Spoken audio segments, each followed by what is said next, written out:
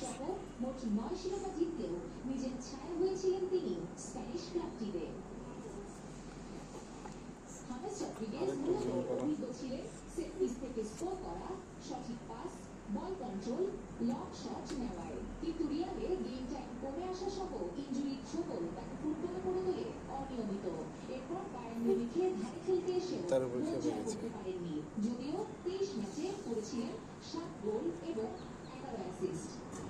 ক্যারিয়ারের পতনের ধারায় বড় ক্লাব থেকে মাঝারি মানের ক্লাবে নাম লেখা হামেস রদ্রিগেজ ইংলিশ ক্লাব এভারটনে খেলেছেন কাতারের আল রায়ান, গ্রিক ক্লাব অলিম্পিয়াকোসে। বর্তমানে তিনি ব্রাজিলিয়ান ক্লাব সাও পাওলোর খেলোয়াড়।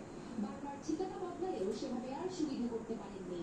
সবাই ভেবেছিল হামেস রদ্রিগেজ বয়সের ভারে ফুটবলে ইতি টানছেন ধীরে ধীরে।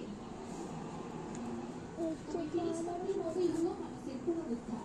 কলম্বিয়ান গোলের জার্সি চেপে 33 বছর বয়সে ব্রাজিলের কাছে হেরে সেমিতে উঠতে পারেনি তার দল।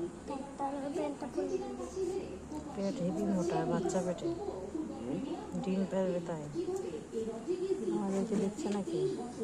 তোকে এখানে হাফ প্যান্টটা পরতে হবে।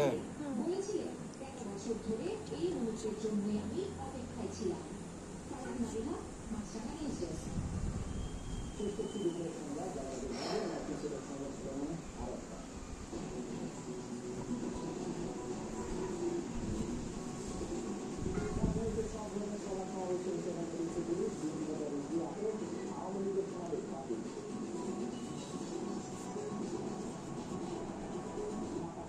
চলে গেল।